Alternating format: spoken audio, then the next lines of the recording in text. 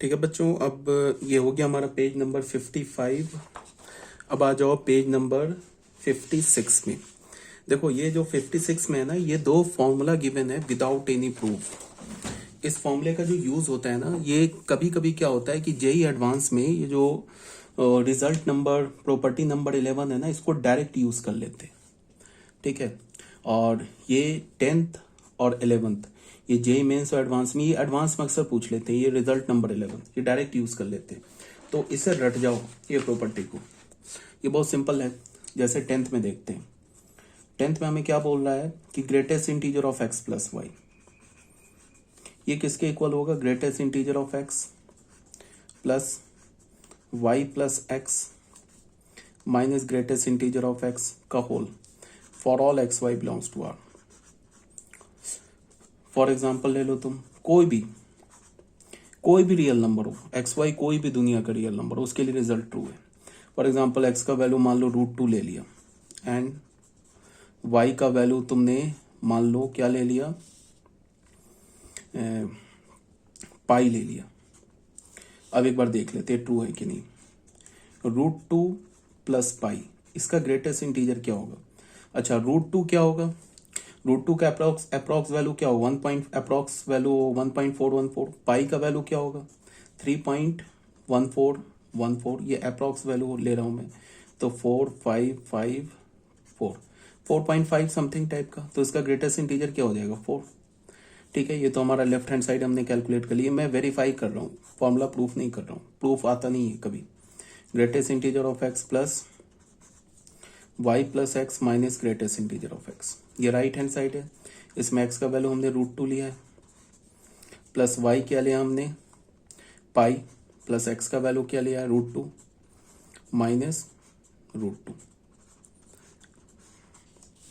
√2 क्या होता है? 1.41 जैसा, तो ये तो हो गया 1 प्लस, ये बताओ पाई प्लस √2, पाई प्लस √2 क्या होगा? 4.5 मान लेते हैं। अब माइनस √2 क्या होगा? 1.4 ले लेते हैं इसका ग्रेटेस्ट इंटीजर। तो 4.5 1.4 3.1, ये अप्रॉक्स ले रहे हैं। 3.1 का ग्रेटेस्ट इंटीजर 3, तो 3 + 1 4 आ गया ना। Left hand side is equal to right hand side. ये एक्चुअल में क्या होगा? 3.1 समथिंग समथिंग कुछ और भी होगा। मतलब ऐसे तो अगर तुम देखोगे तो √2 का जो वैल्यू होता है वो तो इरेशनल है। इसका तो डेसिमल कभी खत्म ही नहीं होगा। 1.414 एंड डॉट डॉट अप से कहां तक चला जाएगा? इन्फिनिटी तक। तो उसका भी तो ग्रेटेस्ट इंटीजर 1 ही होगा ना। 1.4 के बाद तुम इन्फिनाइट नंबर डाल दो, उसका भी ग्रेटेस्ट इंटीजर क्या होगा? 1 ही होगा। जैसे एक एग्जांपल ले लो, एक्स का वैल्यू 2 ले लो एंड वाई का वैल्यू -4 ले लो। किसी भी रियल नंबर के लिए ट्रू है। एक्स प्लस वाई क्या हो गया? 2 - 4, 2 - 4 इज -2 का ग्रेटेस्ट इंटीजर -2। ये तो हो गया लेफ्ट हैंड साइड। ये क्या, इसको कैलकुलेट कर लेते हैं। Minus greatest integer of x, greatest integer x क्या होगा? 2 प्लस वाई क्या होगा? -4 + 2 -2 + 2। इसका ग्रेटेस्ट इंटीजर 2 क्या होगा? -2 माइनस इसका ग्रेटेस्ट इंटीजर क्या होगा? 2, तो -2, तो 2 और ये क्या हो जाएगा? प्लस ऑफ -4 का ग्रेटेस्ट इंटीजर -4, तो 2 - 4 इज इक्वल टू -2। तो इसको हम ऐसे लिख सकते हैं ना, greatest integer of x plus y. ये वेरीफाई करके दिखा रहा हूँ, x plus y plus x minus greatest integer of x. ठीक है, तो ये किसी भी एक्स वाई के लिए ट्रू है। उसके बाद हमारा जो सेकेंड रिजल्ट आ रहा है वो ऐसे आ रहा है, greatest integer of x plus greatest integer of x upon 1 + n plus greatest integer of x plus 2 upon n। ये कहाँ तक जाएगा? Greatest integer of x n minus plus n minus, ये प्लस है, n - 1 अपॉन n तक। मतलब इसका जो न्यूमरेटर होगा वो n से एक छोटा होगा। ये क्या होगा? ये nx होगा, where n belongs to z and x belongs to r। ये भी ट्रू है। तो देख लो, हम लोग कोई भी ले लेते हैं। मान लो कि x का वैल्यू हमने 2 ले लिया एंड एन का वैल्यू हमने मान लो 4 ले लिया, चेक कर लेते हैं। ये 2 की जगह तुम 3 भी ले सकते हो, 2.1 भी ले सकते हो, बिकॉज एक्स क्या हमारा रियल नंबर है और एन क्या है, एन हमारा इंटीजर है। X is any real number and n is integer. ठीक है, तो इसको एक बार वेरीफाई कर लेते हैं। 2 का प्लस ये क्या होगा, 2 + 1/4, ये क्या होगा 2 + 2/4, ये क्या होगा 2 + 3/4। ये होगा 4/4 तक जा नहीं सकते बिकॉज n-1 तक जाना है ना, तो n-1 अगर हमने n का वैल्यू 4 लिया है तो n-1 3 होगा। तो अब इसे हम कैलकुलेट कर लेते हैं।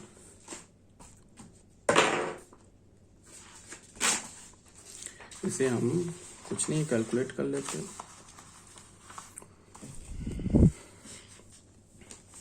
ये क्या है, ग्रेटेस्ट इंटीजर ऑफ 2 + 4 9/4, 4 2 10/4, 11/4। 2 का तो ग्रेटेस्ट इंटीजर 2 हो गया, और 9/4 क्या होगा 2 पॉइंट समथिंग, तो 2 पॉइंट समथिंग का ग्रेटेस्ट इंटीजर 2। ये क्या लिखा हुआ है 5/2, 2.5, 2.5 का ग्रेटेस्ट इंटीजर 2। ये क्या लिखा हुआ है 11/4, क्या होगा 2 पॉइंट समथिंग, 2 पॉइंट समथिंग का भी ग्रेटेस्ट इंटीजर 4, 4 6 8 आ गया। अब nx कैलकुलेट करते, n इंटू एक्स। n का वैल्यू हमने क्या लिया 4 और x का वैल्यू क्या लिया 2, 8। Left hand side is equal to right hand side. अब यहाँ पे मैंने x का वैल्यू भी इंटीजर ले लिया है। तुम एक काम करो, मैं करके दिखाई देता हूँ, किसी को कंफ्यूजन ना रह जाए। x का वैल्यू ना मैं ले लेता हूँ, मान लो √2 ले लेता हूँ, एक इरेशनल नंबर ले लेता हूँ। एंड n का वैल्यू अगर मान लो मैं 3 ले लेता हूँ छोटा रखने के लिए, तो क्या होगा √x, तो √2 का ग्रेटेस्ट इंटीजर प्लस √2 + 1/3 प्लस √2 + 2/3, 3/3 तक जो तो जा नहीं सकते हम लोग। ठीक है, ये बात आ रही होगी समझ में, क्यों नहीं जा सकते हैं, बिकॉज हमें क्या करना है, एक मिनट,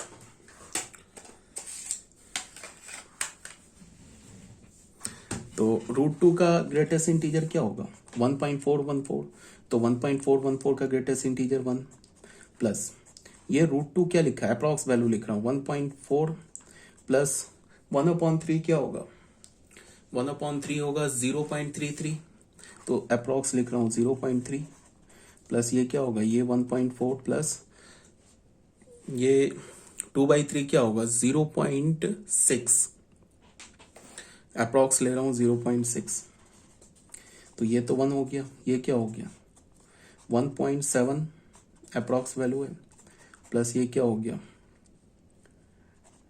2 पॉइंट समथिंग आएगा, 2 से ग्रेटर आएगा, बट अप्रॉक्स वैल्यू ले रहे हैं।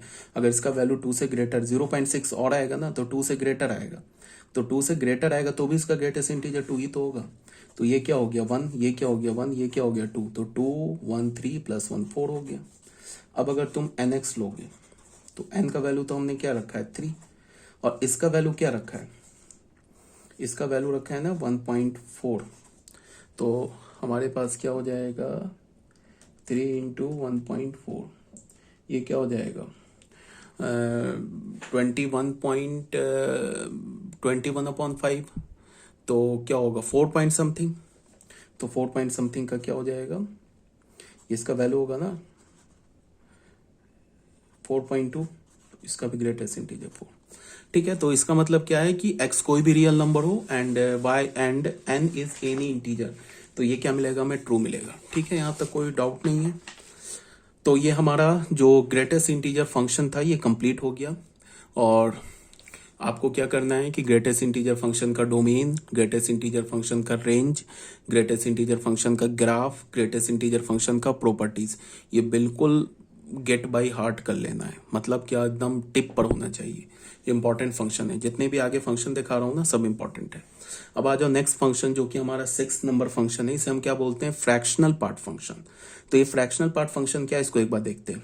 For any real number x we use the symbol ऐसे करके कर्ली ब्रैकेट x लिखते हैं। ये हमारा सेट x नहीं है, तो कोई बच्चा बोलेगा कि अच्छा, यहाँ पे एक कंफ्यूजन ये हो सकता है कि कोई बच्चा बोलेगा कि ये हमें कैसे पता चलेगा कि ये ब्रैकेट में x लिखा हुआ है या ग्रेटेस्ट इंटीजर x है। तो जब भी क्वेश्चन में चाहे वो बोर्ड हो, चाहे वो जेई मेंस हो, एडवांस हो, जब भी ग्रेटेस्ट इंटीजर फंक्शन इन्वॉल्व होगा तो वहां क्वेश्चन में मेंशन कर देगा, फिर ऐसे करके लिख देगा इज, ऐसे लिखेगा ऐसे करके पॉइंट डाल के, is the greatest integer function ऐसे क्वेश्चन में लिख देगा जब भी अगर ग्रेटेस्ट इंटीजर फंक्शन इन्वॉल्व होगा। और जब भी फ्रैक्शनल पार्ट फंक्शन इन्वॉल्व होगा, मतलब ऐसे करके इसको तो तुम ये भी बोल सकते हो ना कि एक सिंगलेटन सेट है एक्स, ये तो सेट में भी हम ऐसे ही कर्ली ब्रैकेट यूज करते हैं ना। तो जब भी अगर ये फ्रैक्शनल पार्ट फंक्शन होगा तो ऐसे करके लिख देगा इज फ्रैक्शनल पार्ट फंक्शन, ऐसे लिख देगा वहां पे क्वेश्चन में, हमेशा गिवन होगा, कभी भी होगा कोई भी क्वेश्चन तो ऐसा नहीं। हाँ, अगर किसी क्वेश्चन में गिवन नहीं हो तो फिर तुम इसको क्या एज्यूम करोगे, इसको एज्यूम करोगे as a singleton set x, अगर नहीं गिवन हो तो। और इसको क्या एज्यूम करोगे, एक्स पे ब्रैकेट, ऐसे तो हम ये क्या बोलते हैं कंटिन्यूस इंटरवल को तो लिखते नहीं है, कंटिन्यूस इंटरवल में तो 2 नंबर होता है ना, ऐसे लिखा होगा तब तो हमें कंफ्यूजन होगा कि भाई ये तो कंटिन्यूस इंटरवल लिखा हुआ है, तो ऐसे तो है नहीं ये।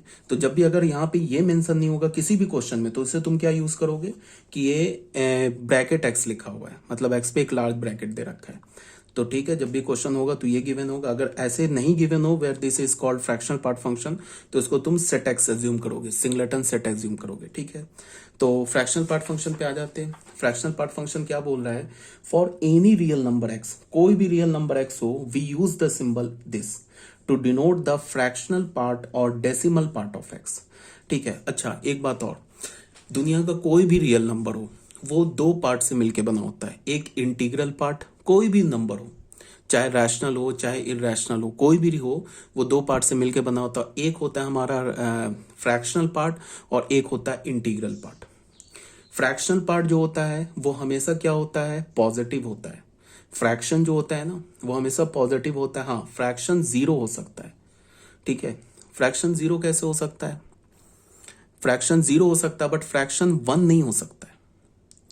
फ्रैक्शन 0 हो सकता है, 0 से 1 के बीच का कोई भी रियल नंबर हो सकता है, बट फ्रैक्शन 1.2 नहीं हो सकता, फ्रैक्शन 1 नहीं हो सकता, फ्रैक्शन -1 नहीं हो सकता, या फ्रैक्शन -1/2 नहीं हो सकता। हाँ, फ्रैक्शन 0 हो सकता है। अगर तुमने किसी भी ऑब्जेक्ट को डिवाइड ही नहीं किया तो हम क्या बोलेंगे, उसका फ्रैक्शन 0 है। फ्रैक्शन 0 है, इसका मतलब क्या हो गया, फ्रैक्शन कब यूज करते हैं, फ्रैक्शन किसी होल को डिवाइड करते हैं तब तो बोलते हैं। जैसे कि हमने एक रूट सॉरी एक रोटी लिया, उसको 4 पार्ट में डिवाइड कर दिया, तो हम क्या बोलेंगे, उसके 4 पार्ट के एक पार्ट को क्या बोलेंगे, 1/4, 1/4 बोलेंगे। इसका मतलब क्या है, 1/4 हमारा फ्रैक्शन एक होल का पार्ट है ना। तो फ्रैक्शन जो होगा ना वो 0 हो सकता है, मतलब कि अगर मैं होल नंबर लू ना तो उसका किसी भी होल नंबर का फ्रैक्शनल पार्ट 0 होगा, किसी भी होल नंबर का फ्रैक्शनल पार्ट 0 होगा। और फ्रैक्शनल पार्ट होल नहीं हो सकता है, 1 नहीं हो सकता, 1.2 नहीं हो सकता, 3 नहीं हो सकता। तो फ्रैक्शनल पार्ट होगा क्या, या तो 0 होगा या 0 से ग्रेटर होगा बट 1 से स्मॉलर होगा। मतलब फ्रैक्शनल पार्ट जो होगा वो 0 से 1 के बीच में होगा, इंक्लूडिंग 0 एक्सक्लूडिंग 1। याद रखना, एक बार फिर से बोल रहा हूं, fractional part always lies between 0 and 1, including 0 excluding 1। फिर एक तो बात ये हो गई। दूसरी बात क्या हो गई कि कोई भी real number, any real number कुछ भी ले लो, वो 2 पार्ट से मिलकर बना होता है। किस पार्ट से मिलकर बना होता है, एक तो उसका इंटीग्रल पार्ट और एक उसका फ्रैक्शनल पार्ट। फॉर एग्जाम्पल अगर मान लो मैंने 4.2 लिया तो 4 उसका क्या हो गया, इंटीग्रल पार्ट हो गया, और उसका 4 तो इंटीग्रल पार्ट हो गया, और 0.2 क्या हो गया, उसका फ्रैक्शनल पार्ट हो गया। तो 0.2 को तुम क्या लिख सकते हो, 2/10, 2/10 को क्या लिख सकते हो, 1/5। तो 1/5 जो हो गया ना उसका फ्रैक्शनल पार्ट हो गया। और 1/5 क्या होता है हमारा, 1/5 जो होगा वो हमारा 0 से 1 के बीच में लाई करता है। अब अगर कोई बोले कि -4/2 का, अगर मैं बोलूं कि -4/2 का इंटीग्रल पार्ट क्या है, जैसे आ रहा हूं मैं अभी इस पे, जैसे तुम ऐसे देखो, अगर मैं बोलूं ना कि 4/2 का इंटीग्रल पार्ट क्या है, तो 4/2 का इंटीग्रल पार्ट, अगर मैं इसका इंटीग्रल पार्ट की बात करूं, इंटीग्रल पार्ट की बात करूं, तो इंटीग्रल पार्ट तो 4 हो गया, और अगर मैं फ्रैक्शनल पार्ट की बात करूं, तो फ्रैक्शनल पार्ट तो 0.2 हो गया। अगर मैं -4/2.2, अब अगर मैं इसको बोलूं कि इंटीग्रल पार्ट इसका क्या हो गया, इंटीग्रल पार्ट इसका हो गया -4,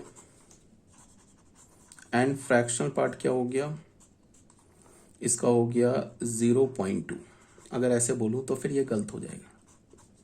ये तो सही है, ये गलत हो जाएगा। क्यों गलत हो जाएगा?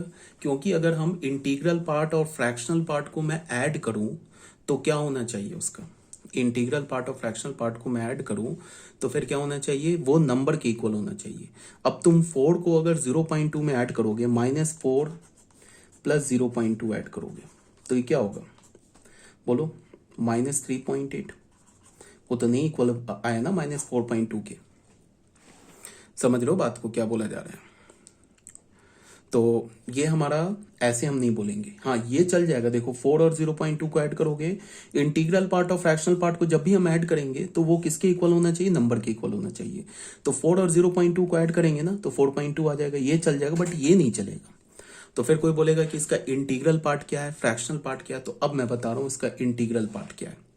-4.2 ये हमारे पास नंबर है ना, अगर मैं इसके इंटीग्रल पार्ट की बात करूं तो इसका इंटीग्रल जो पार्ट होगा वो होगा -5, ठीक है।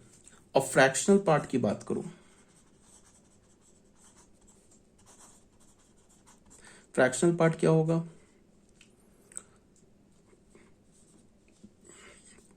इसका अगर तुम फ्रैक्शनल पार्ट लोगे तो ये होगा -4.2 +5। ये क्या हो जाएगा, 5 में से 4.2 करोगे ये हो जाएगा 0.8। अब बच्चों तुम देखो, अब ये कैसे आ रहा है मैं बता रहा हूं। अब यहां तुम -5 और 0.8 को ऐड करो, -5.0 और 0.8 क्या होगा बताओ, 2.4 -4.2 आ गया। तो अब इसका इंटीग्रल पार्ट क्या हो गया, -5। अब फ्रैक्शनल पार्ट क्या हो गया, 0.8। अब ये सही है। अब तुम इंटीग्रल पार्ट और इसको क्या बोलता हूं, फ्रैक्शनल पार्ट को ऐड करोगे तो रियल नंबर, ये ओरिजिनल नंबर के इक्वल आ जाएगा, ठीक है। ये मैं क्यों बोल रहा हूं और ये कैसे आ रहा है वो मैं बता रहा हूं, कि जब भी अगर तुम्हें निगेटिव नंबर हो ना, तो निगेटिव नंबर का फ्रैक्शनल पार्ट कैसे लिखोगे। अगर कोई भी पॉजिटिव नंबर हो, मान लो कि अगर ऐसे हो 4.2 हो, तो इसका जो फ्रैक्शनल पार्ट होता है, इंटीग्रल पार्ट क्या होगा, पॉइंट से पहले वो उसका इंटीग्रल पार्ट हो जाएगा, और पॉइंट के बाद जो लिखा है ना वो उसका फ्रैक्शनल पार्ट हो जाएगा। ये सिर्फ किसके लिए, पॉजिटिव नंबर के लिए। 0 का इंटीग्रल पार्ट भी 0 और 0 का फ्रैक्शनल पार्ट भी 0। अब अगर कोई तुम्हें निगेटिव नंबर लिखा हो, माइनस जैसे लिखा हो -4.9, तो अगर तुमका इसका है, तुम्हें अगर इसका इंटीग्रल पार्ट लेना है तो तुम क्या करो, -4.9 से जस्ट पहले वाला ग्रेटेस्ट इंटीजर ले लो। तो -4.9 से पहले वाला ग्रेटेस्ट इंटीजर क्या होगा, -5। तो इसका इंटीग्रल पार्ट, ये पार्ट क्या हो जाएगा, -5, और इसका ये क्या हो जाएगा, इंटीग्रल पार्ट। और इसका फ्रैक्शनल पार्ट क्या होगा, ये जो 0.9 है ना, इसको 1 से सब्ट्रैक्ट कर दो तो क्या हो जाएगा, 0.1। तो इसका 0.1 जो होगा ना, ये इसका हो जाएगा फ्रैक्शनल पार्ट। क्या बोला मैंने, कि अगर पॉजिटिव नंबर है तब तो कोई प्रॉब्लम ही नहीं है, जो डेसिमल से पहले लिखा वो हो गया उसका इंटीग्रल पार्ट, और जो डेसिमल के बाद लिखा वो उसका हो गया फ्रैक्शनल पार्ट। अब अगर निगेटिव नंबर है तो निगेटिव नंबर का इंटीग्रल पार्ट क्या होगा, जो नंबर है ना निगेटिव नंबर, उससे जस्ट पहले वाला इंटीजर ले लो, क्या होगा, -4.9 से पहले वाला इंटीजर -5, तो -5 हो गया इसका इंटीग्रल पार्ट, और जो डेसिमल के बाद लिखा है ना उसको 1 से सब्ट्रैक्ट कर दो तो उसका हो जाएगा फ्रैक्शनल पार्ट। अब देखो -5 और 0.1 को ऐड करोगे ना तो क्या आ जाएगा, -4.9, ओरिजिनल नंबर के इक्वल आ जाएगा। तो मैं ऐसे फ्रैक्शनल पार्ट और इंटीग्रल पार्ट निकालते हैं, ठीक है। तो अब इसको देखो क्या बोला जा रहा है, for any real number x we use the symbol, ऐसे लिखा, to denote the fractional part और डेसिमल पार्ट ऑफ x। जैसे हमने लिखा f, r से r में लिखा, इसका डोमेन क्या हो गया फ्रैक्शनल पार्ट का, ऑल रियल नंबर, ठीक है। कोडोमेन क्या हो गया, ऑल रियल नंबर, और y is equal to f x is equal to, ऐसे लिखा है। इसको हम क्या बोलते हैं, फ्रैक्शनल पार्ट ऑफ x। मतलब जब हम x की जगह कोई भी रियल नंबर डालेंगे ना, x की जगह कोई भी रियल नंबर डालेंगे तो ये जो वैल्यू आएगा ना फ्रैक्शनल पार्ट ऑफ x, ये y के इक्वल होगा, ठीक है। जैसे अगर मैंने यहां पे ऐसे डाला ना, x की जगह अगर मैंने 4.2 डाला, तो ये तो इनपुट का काम किया, ये तो एक्स का वैल्यू हो गया, और ये जो पूरा दे रखा है ना ब्रैकेट में, ये वाई का वैल्यू हो गया, इसका वैल्यू क्या हो गया 4। समझ में आ रही बात? अगर मैंने फ्रैक्शनल पार्ट ऑफ -4.2 डाला, ठीक है, तो इसका वैल्यू क्या हो गया -5, सॉरी, इसका वैल्यू क्या हो जाएगा 0. मैं क्या बोल रहा हूं यार, ये तो इंटीग्रल पार्ट लिख रहा हूं, 0.2। इसका ये फ्रैक्शनल पार्ट क्या हो जाएगा 0.8। अगर मैंने ऐसे डाला ना -5.9, तो इसका अगर मैं फ्रैक्शनल पार्ट ऐसे लिखने का क्या मतलब हुआ कि -5.9 का मैं फ्रैक्शनल पार्ट लिख रहा हूं, तो -5.9 का जो फ्रैक्शनल पार्ट हो जाएगा वो क्या होगा 1 माइनस 0.9, तो ये हो जाएगा 0.1। ठीक है, अगर तुम्हें -5.9 का इंटीग्रल पार्ट लेना चाहते हो, तो इंटीग्रल पार्ट के लिए ग्रेटेस्ट इंटीजर है, -5.9 का इंटीग्रल पार्ट क्या हो जाएगा -6। ठीक है, और अगर तुमने इंटीग्रल पार्ट से नंबर से, अगर तुमने नंबर से, बात को सुनो, नंबर से अगर तुमने फ्रैक्शनल पार्ट हटा दिया तो उसका इंटीग्रल पार्ट आ जाएगा। ठीक है, क्या हमारे पास, ये बताओ, नंबर से अगर तुमने क्या बोला, सॉरी, नंबर से अगर तुमने उसका क्या हटा दिया, गलत बोल रहा हूं, नंबर से अगर तुमने इंटीग्रल पार्ट हटा दिया तो उसका क्या आ जाएगा, फ्रैक्शनल पार्ट आ जाएगा। देखो नंबर हमारा क्या है -5.9, ठीक है, -5.9, ये इसका हम, ये फ्रैक्शनल पार्ट है, नंबर हमारा -5.9 है।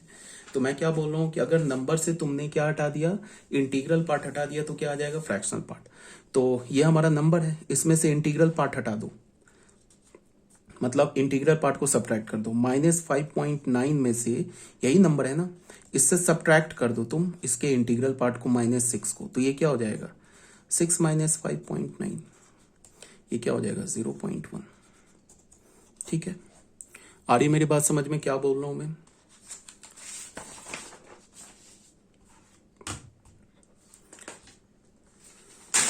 देखो यहां पे क्या बोल रहा है कि fx जो है ना, ये फ्रैक्शनल पार्ट ऑफ x है, ये किसके इक्वल होगा, ये नंबर ले लिया, x नंबर लिया, माइनस इंटीग्रल पार्ट कर दिया, ये है ना इंटीग्रल पार्ट। तो अगर हमें किसी भी नंबर का फ्रैक्शनल पार्ट निकालना है तो हम नंबर से क्या करेंगे, उसके इंटीग्रल पार्ट को सब्ट्रैक्ट कर देंगे, तो क्या आ जाएगा उसका फ्रैक्शनल पार्ट। तो x minus integral part of x कर दिया for all x belongs to r, तो ये हो जाएगा उसका फ्रैक्शनल पार्ट। अब इस फंक्शन का डोमेन क्या होगा, डोमेन तो ऑल रियल नंबर होगा, क्यों, बिकॉज हम किसी भी रियल नंबर का फ्रैक्शनल पार्ट निकाल सकते हैं, तो डोमेन x की वैल्यू तो ऑल रियल नंबर होगी, बिकॉज हम किसी भी रियल नंबर का फ्रैक्शनल पार्ट निकाल सकते हैं। बट y किसके इक्वल है, fx के इक्वल है, fx किसके इक्वल है, फ्रैक्शनल पार्ट ऑफ x के इक्वल है, तो y का पॉसिबल वैल्यू क्या होगा।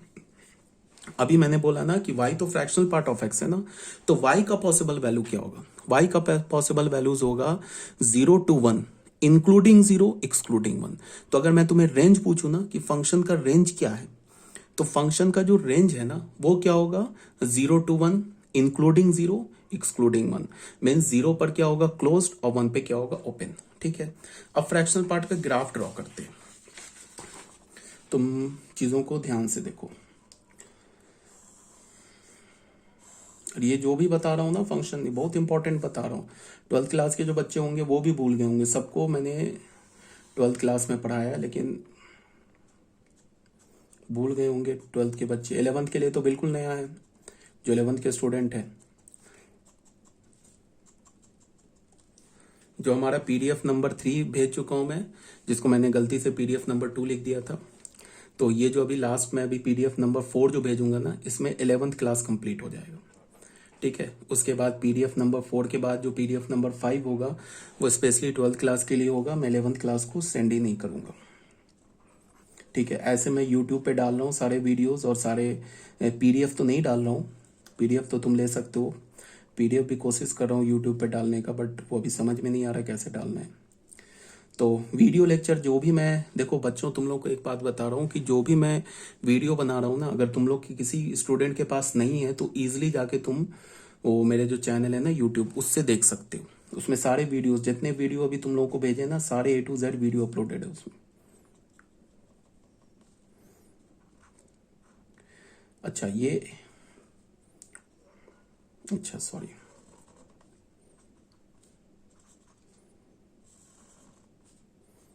ये उसका ग्राफ हो गया। अब ये ग्राफ क्यों बन रहा है ऐसा वो अभी बता रहा हूँ।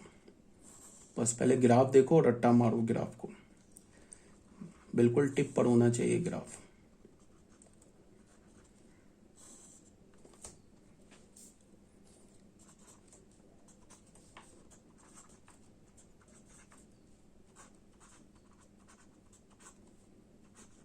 ये वाई एक्सिस हो गया, ये ग्राफ है, ये वाई डैश हो गया, ये एक्स एक्सिस हो गया। ये ग्राफ है फ्रैक्शनल पार्ट ऑफ एक्स का। अब ये कैसे आया वो बता रहा हूं। सबसे पहले तुम ऐसे देखो कि उससे भी पहले तुम देखो कि इस लाइन की क्या इक्वेशन है। ये जो लाइन है ना, इस लाइन की इक्वेशन देखो क्या है। इस लाइन को अगर मैं एक्सटेंड कर देता हूं ऐसे करके, मान लो ये ऐसे एक्सटेंड कर देता हूं, ये जो एक्सटेंडेड लाइन बना रहा हूं ये ग्राफ का पार्ट नहीं है, फ्रैक्शनल पार्ट ऑफ एक्स का पार्ट नहीं है। इसको मैं एक्सटेंड कर देता हूं ऐसे करके, इसको मैं एक्सटेंड कर देता हूं ऐसे करके।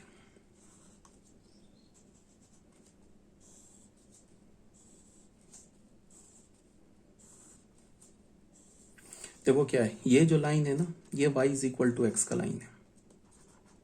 ये जो लाइन है ना, देखो फ्रैक्शनल पार्ट का यही ग्राफ है, सिर्फ इतना ही पार्ट है ग्राफ का, यही पार्ट है फ्रैक्शनल पार्ट का ग्राफ, यही है फ्रैक्शनल पार्ट का। ये जो एक्स्ट्रा लाइन ड्रॉ कर रहा हूं ना, ये फ्रैक्शनल पार्ट का ग्राफ नहीं है। इस लाइन का इक्वेशन क्या बता रहा हूं, y is equal to x. इस लाइन का इक्वेशन क्या बता रहा हूं, y is equal to x -1। इस लाइन का इक्वेशन क्या बता रहा हूं, y is equal to x -2। इस लाइन का इक्वेशन क्या बता रहा हूं, y is equal to x -3। इसको भी तुम चाहो तो ऐसे आगे ड्रॉ कर सकते हो। इस लाइन का इक्वेशन क्या बता रहा हूं, y is equal to x +1। इस लाइन का equation y is equal to x +2। इस लाइन का equation y is equal to x. ठीक है, अब ये कैसे आ गया, लाइन का इक्वेशन मैंने कैसे लिख दिया। तो अभी तुम इसको ऐसे समझो कि इस लाइन को तुम देखो, इस पॉइंट का कोऑर्डिनेट, ये तो पॉइंट है, ये तो ग्राफ पे है नहीं, बट इसका कोऑर्डिनेट क्या होगा इस पॉइंट का, ये होल है ना, इस होल का कोऑर्डिनेट क्या होगा, 2,1। 12th क्लास के जो बच्चे हैं उनको मैं ऐसे बताऊंगा कि इस लाइन को ना, y is equal to x को मैंने 1 यूनिट आगे क्या कर दिया, शिफ्ट कर दिया। 12th क्लास के बच्चे समझ रहे होंगे कि अगर मैं इस लाइन को ना 1 यूनिट आगे शिफ्ट कर दूं तो क्या हो जाएगा, माइनस ऐड हो जाता है। ग्राफ को अगर मैं जितने यूनिट आगे ऐड करूँ, ये शिफ्ट करूंगा राइट साइड में, तो मान लो अगर 2 यूनिट राइट साइड पे शिफ्ट करूंगा तो क्या हो जाएगा, x की जगह क्या लिख दूंगा, x -2। ठीक है ना। अगर ऊपर शिफ्ट करता हूं तो प्लस ऐड होता है, नीचे शिफ्ट करता हूं तो माइनस ऐड होता है, राइट में शिफ्ट करता हूं तो प्लस ऐड होता है, और लेफ्ट में शिफ्ट करता हूं तो, राइट में शिफ्ट करता हूं तो माइनस ऐड होता है, और लेफ्ट में शिफ्ट करता हूं तो प्लस ऐड होता है। ये 12th क्लास के बच्चे जानते हैं। 11th के बच्चों को मैं ऐसे समझा रहा हूँ कि ये पॉइंट का कोऑर्डिनेट क्या है, 2,1, और इस पॉइंट का कोऑर्डिनेट क्या है, 1,0। ठीक है, तो ये देख लो, तुम ऐसे ही समझ जाओ कि ये इस इक्वेशन को मैंने क्या लिखा है, y is equal to x -1। तो देख लो, अगर तुम x का y का वैल्यू 2 डालो, x का वैल्यू 2 डालो और y का वैल्यू 1 डालो, सेटिस्फाई कर रहा है ना इसको, ये पॉइंट है ना, ये इक्वेशन यही तो लिखा है, देख लो कर रहा है सेटिस्फाई, ये पॉइंट कर रहा है सेटिस्फाई इसको। फिर तुम अगर x का वैल्यू 1 डालो, y का वैल्यू 0 डालो, फिर सेटिस्फाई कर रहा है, तो इस लाइन की इक्वेशन है। तो इस लाइन की इक्वेशन x -2, इस लाइन की इक्वेशन x -3 है। इस लाइन, ये तो y is equal to x line, ये तो ऑलरेडी बता रखा है आइडेंटिटी फंक्शन में। ये लाइन की इक्वेशन x +1 है, इसका x +2, x +3। ठीक है, अब ये बात आ गया कि फ्रैक्शनल पार्ट का ग्राफ ऐसे कैसे आ गया, ये बात है। तुम ऐसे देखो, पहले फ्रैक्शनल पार्ट के ग्राफ को एक बार फेयर से बनाते हैं।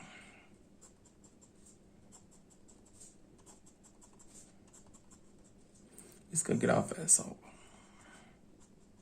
ये पार्ट नहीं है जो डॉटेड दे रहा हूं, ये ग्राफ का पार्ट नहीं है।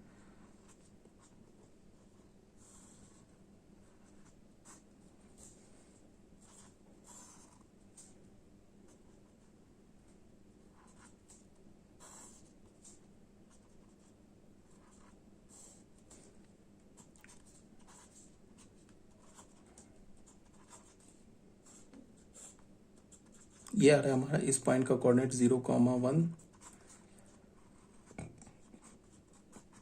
ये वाई एक्सिस और ये हो गया हमारा एक्स एक्सिस। अब तुम ऐसे देखो, जीरो का फ्रैक्शनल पार्ट क्या होगा? तुम ऐसे देखो, अगर मैं x का वैल्यू ना 0 से लेके 1 के बीच में लूं, 1 को छोड़ देता हूं, अगर x बिलोंग कर रहा है 0 से 1 के बीच में, तो ये क्या इंप्लाई कर रहा है कि फ्रैक्शनल पार्ट ऑफ x क्या होगा? 0 का फ्रैक्शनल पार्ट क्या होगा? 0।